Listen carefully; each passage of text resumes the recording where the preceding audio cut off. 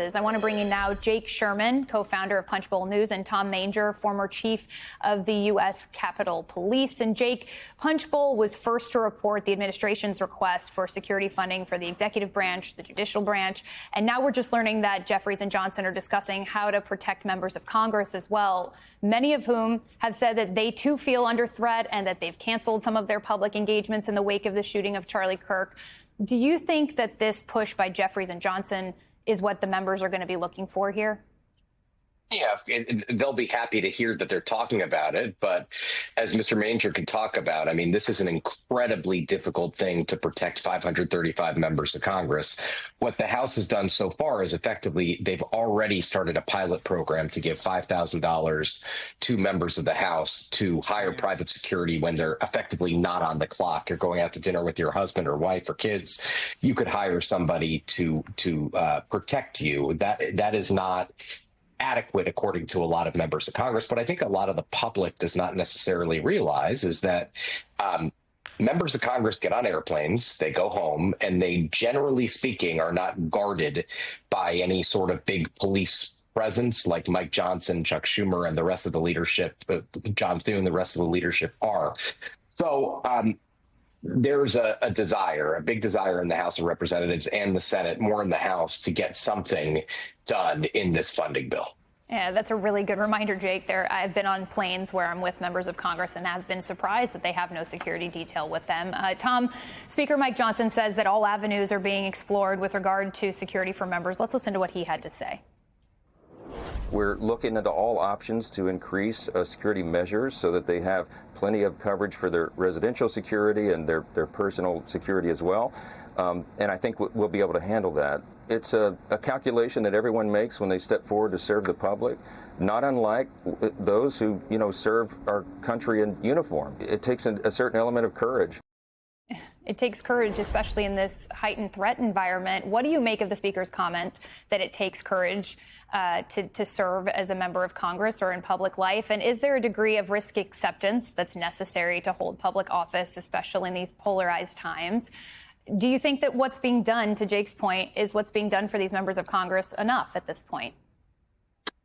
I think it has to be. I mean, we've got to do more. And an interesting point, this pilot program has been going on for several years, and the Sergeant at Arms has the control over this funding to enhance security at the residences of these members.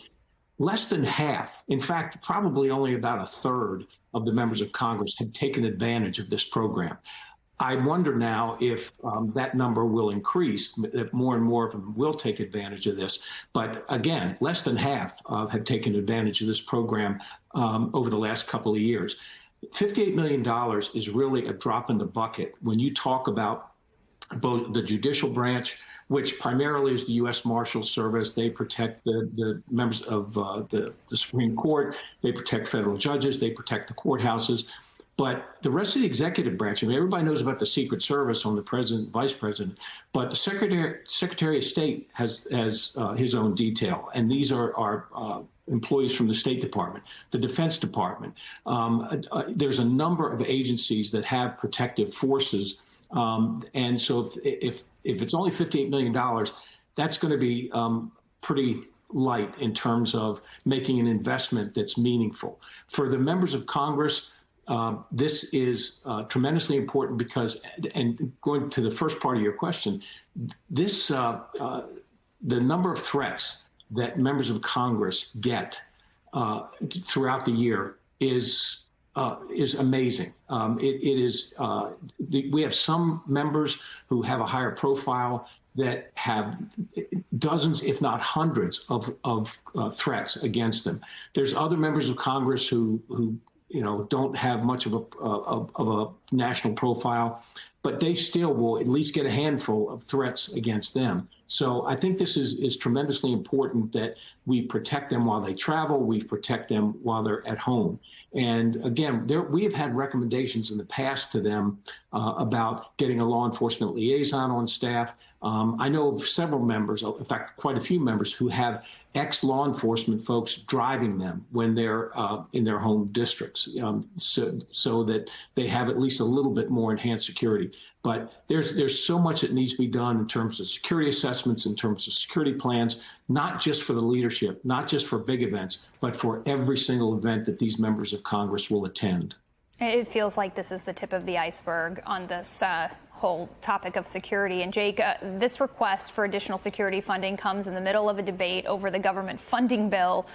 Obviously, $58 million, to the chief's point, it may seem like a flash in the pan, but what does it mean when you factor that into the bigger budget issues that our country is facing?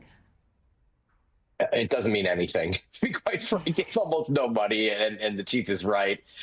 It's not the real. I mean, Mike Johnson said to me last week, if you were going to provide a security for every member of the House, you'd need to hire 5,000 more Capitol Police officers at a cost of several $billion. That's not feasible. So the question is really, what do you do? And I don't think I've heard a good answer yet. Yeah, well, hopefully those like you both and others will keep your eyes and ears on the pulse of what could happen here, because we do elect these officials to represent us. And so it, to some degree, feels like a bellwether of everybody's security. Jake Sherman, Tom Manger, thank you both.